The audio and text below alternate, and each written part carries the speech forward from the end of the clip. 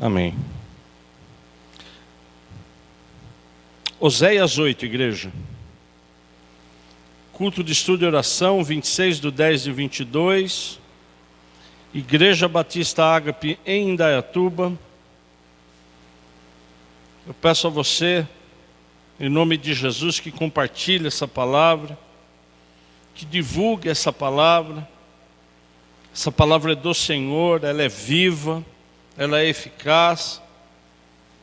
Eu peço a você, igreja, Oséias 8, você encontrando, se você pode se colocar em pé em reverência ao Senhor, nós estaremos lendo Oséias 8, a partir do verso 1 que diz: toque a trombeta,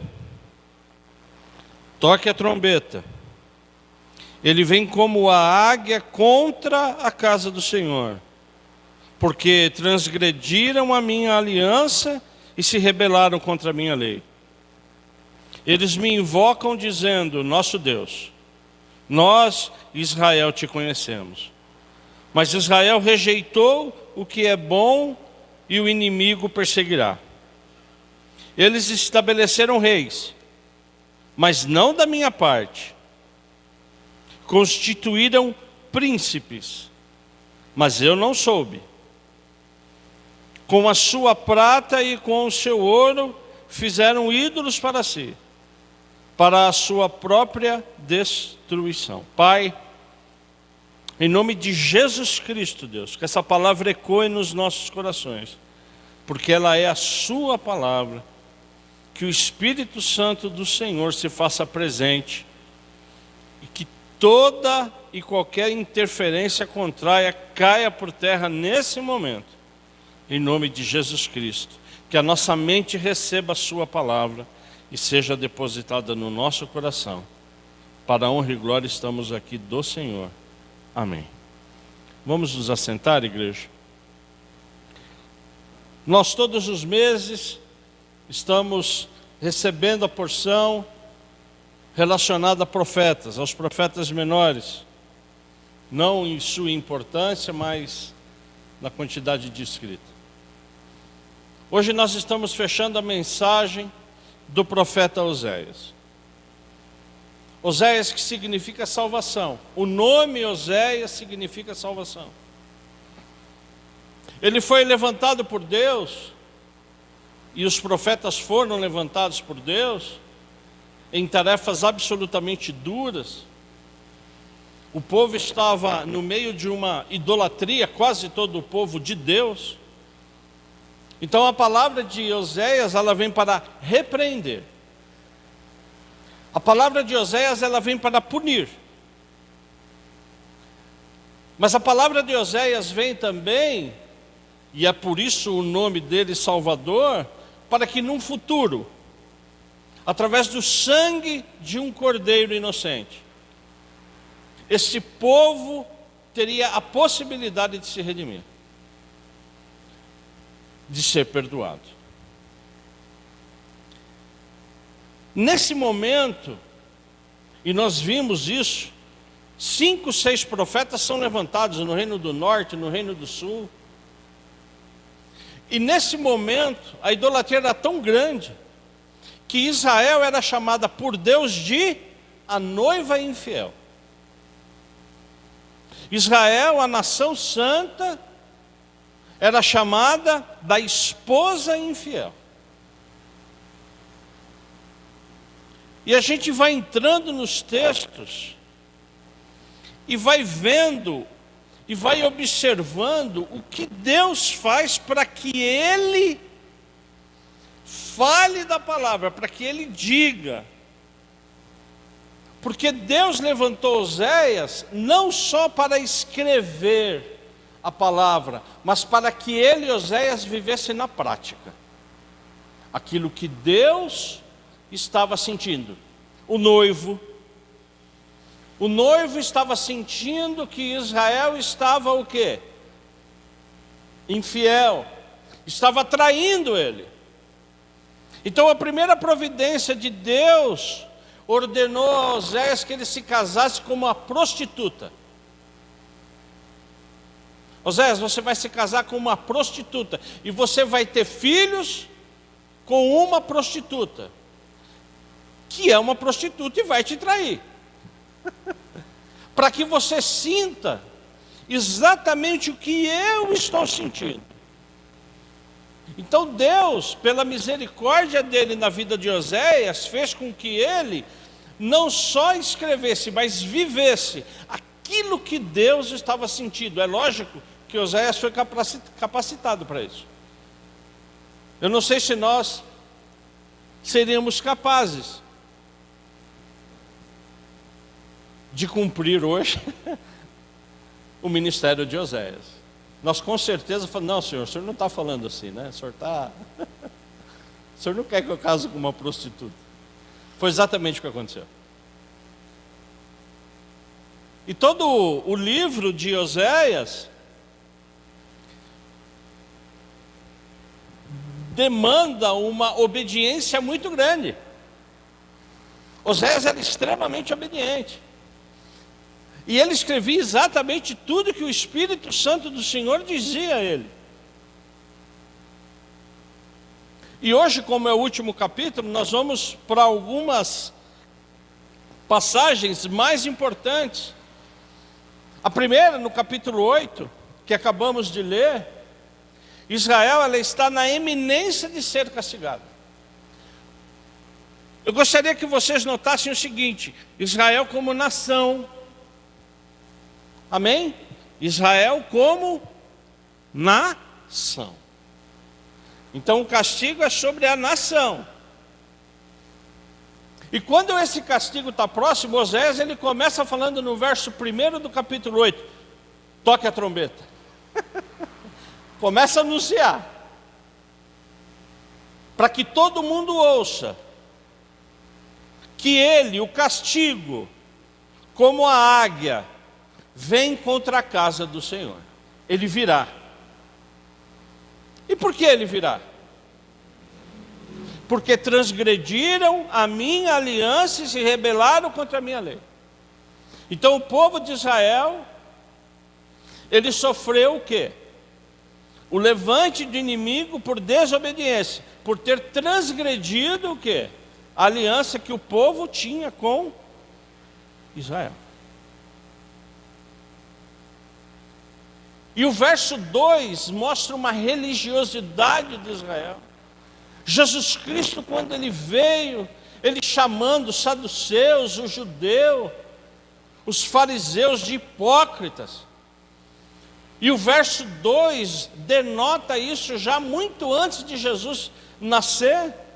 O verso 2 dizendo: mas eles me invocavam dizendo, nosso Deus, nós, Israel, te conhecemos.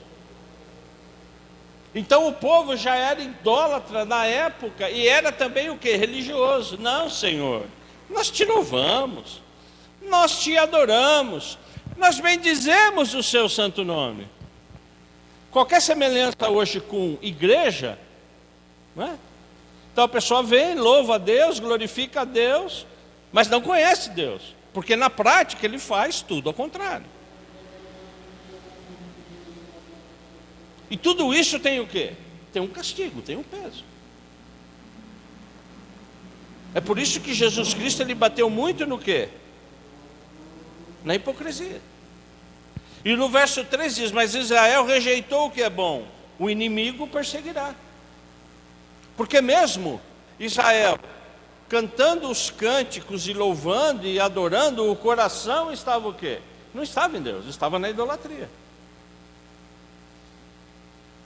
E Deus, que é Deus, e Ele não julga e não julgará nenhuma nação, sem antes estabelecer o quê? O critério de julgamento.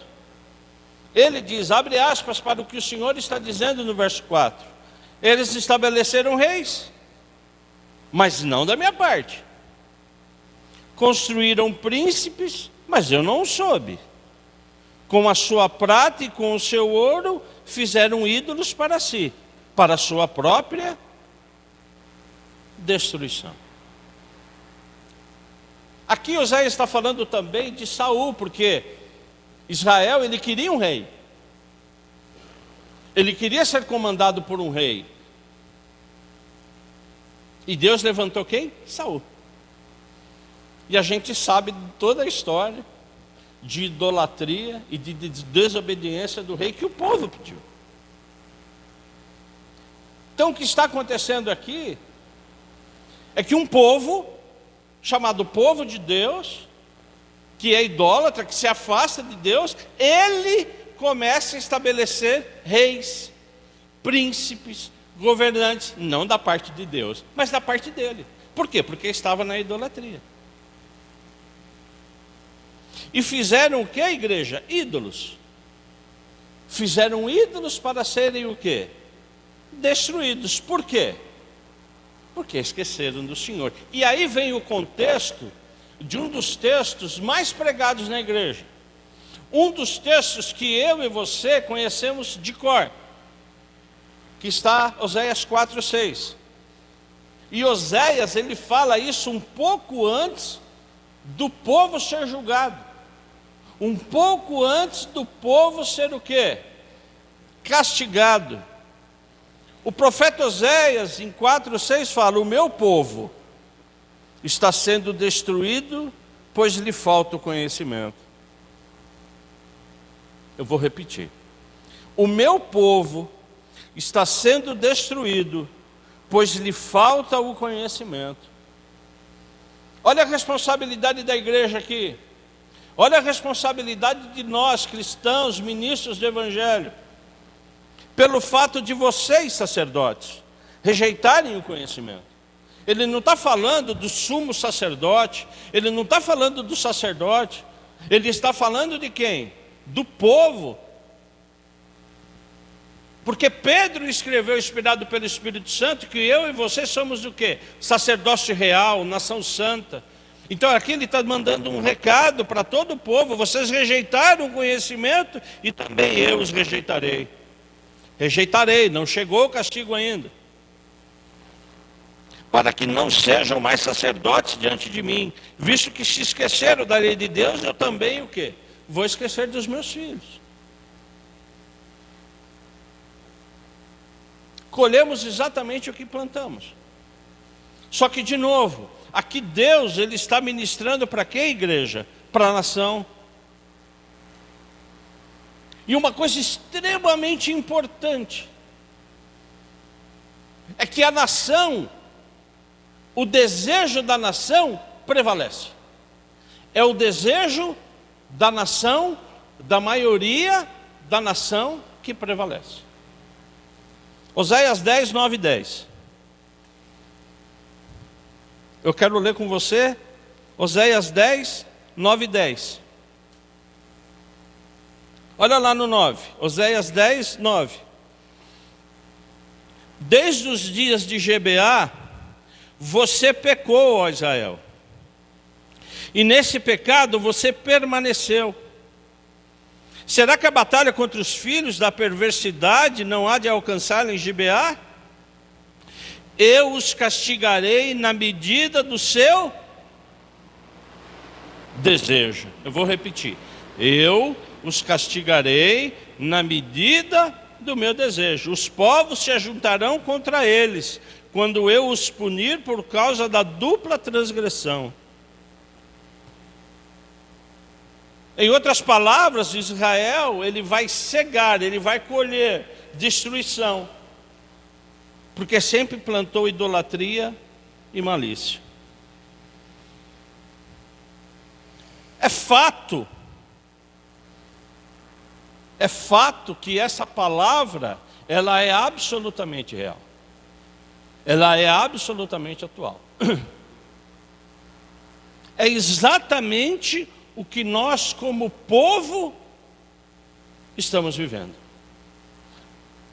Povo de Deus, o povo no Brasil.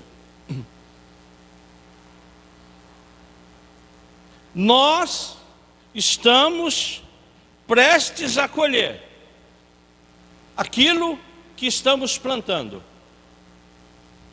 Uma omissão, uma falta de posicionamento. Porque nós, brasileiros, somos cheios de dogmas. Não discutimos religião.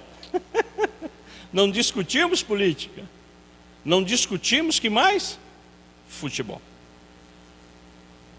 Nós estamos prestes a colher o quê? O que a minha geração e a que a geração anterior à minha veio plantando. Falta de conhecimento. Se afastando de Deus. Se afastando fundamentalmente da pátria. Não conhecendo e não reconhecendo os nossos líderes. Foi exatamente o que Israel fez. Levantou reis, príncipes e governantes, cujo Deus era a idolatria. Mas na igreja e no templo, Senhor, nós te amamos. Mas chancelava o quê? Príncipes e reis idólatras. Ainda há tempo. Porque nós, como povo de Deus, nós devemos nos posicionar. Pelo menos orar. Pelo menos orar. Talvez nós sejamos castigados como nação. Porque é absolutamente claro que nós estamos à porta de um comunismo. Nós estamos à porta de um socialismo. E nós já conhecemos a história. Eu, nesses anos de ministério, eu raramente falo de política. O Elias sabe, eu não me posiciono publicamente, como estou me posicionando hoje. Mas a luta, ela é o quê? Ela é patente, ela é real, ela está acontecendo. Então, que em nome de Jesus a gente possa se posicionar, pelo menos orando. Fatos estão aí. É capaz da grande maioria, porque 50% mais um é a maioria, escolher um caminho mais idólatra. E a palavra de Deus diz que todo o povo, ele de alguma forma, ele é o quê? Ele é atingido. Mas como nós vimos nesse final de semana, eu e minha casa serviremos o quê? Ao Senhor. Porque na nossa casa, o sangue do Cordeiro está manchado. Amém ou não? Só que nós devemos orar como povo. Nós, como povo de Deus, devemos orar. Eu não estou falando de escolher A ou B. Eu estou falando que a gente deve orar pela nossa nação. E que a cada dia que passa está mais claro e patente a ameaça. Vai acontecer? Pode acontecer. Se não acontecer agora, vai acontecer depois, porque toda a igreja será perseguida. Nós estamos vendo isso em quê? Em Apocalipse. E nós estamos vendo isso em todos os países. Isso vai acontecer. Pode acontecer agora ou pode acontecer depois. Mas o que eu peço a nós como igreja, em nome de Jesus, que a gente se fortaleça orando, clamando. Porque aconteça o que acontecer, os filhos de Deus devem se posicionar na palavra. Mas a palavra aqui ela é clara. Quem escolhe os governantes, quem é? É o povo. Então cabe ao povo escolher o quê? O futuro. Cabe ao povo de Deus orar. Cabe o povo de Deus proteger os seus, proteger a igreja, proteger a nação e a oração. E oxalá Deus nos ajude. Amém? Então é mais sério do que a gente pensa. A nossa responsabilidade como nação, de nos posicionarmos. Podemos nos posicionar através do voto, vamos nos posicionar. Podemos nos posicionar através do quê? Das orações e do clamor, que é o que nós devemos fazer. Orar e clamar, não só por nós, mas pelo povo do Brasil. Amém? Então, a gente sabe o final de Israel. A gente sabe o que aconteceu com Israel. Babilônia, Assíria. Sim ou não? A gente sabe. O povo romano, né? E tudo aquilo que aconteceu, muros sendo derrubados, templos sendo derrubados, matança de judeus. Que Deus tenha misericórdia de nós e que a gente ore, que a gente se fortaleça. Eu me lembro, eu era jovem, só se falava de um muro chamado Muro de Berlim, o Muro da Vergonha, que foi instituído em 1960, onde dividiu um país chamado Alemanha. Dividiu na parte democrática e na parte o quê? Socialista. Era chamado Muro da Vergonha porque dividiu dois países. Quando esse muro começou a ser construído, poucos foram os que se posicionaram. Poucos. Em 1989, mais de 1 milhão de alemães se posicionaram contra o Muro da Vergonha. Houveram vigílias, você que é mais ou menos da minha idade, você sabe do que eu estou falando. Vigílias, reuniões, o povo unido querendo o quê? Destruir o Muro da Vergonha. Isso aconteceu depois de 30 anos. Quando eles acabaram de cortar e de descer o muro, você acha que quem estava no comunismo veio para o democrata ou quem estava no democrata foi para o comunismo? Mais de 2 milhões da antiga Alemanha Oriental migraram para a Alemanha Ocidental. Não precisa ser muito inteligente para saber, né, que o comunismo e o socialismo não dá certo. Amém? Meu objetivo não é de falar em política, nem sistema de governo, mas é falar o quê? O que aconteceu, o que é fato. Isso é fato. Né? Depois veio o Gorbachev e eliminou a União Republicana Socialista Soviética. E nós estamos, né, vivendo isso e tendo a oportunidade de escolher o que queremos para o país. Mas eu e minha casa serviremos ao Senhor.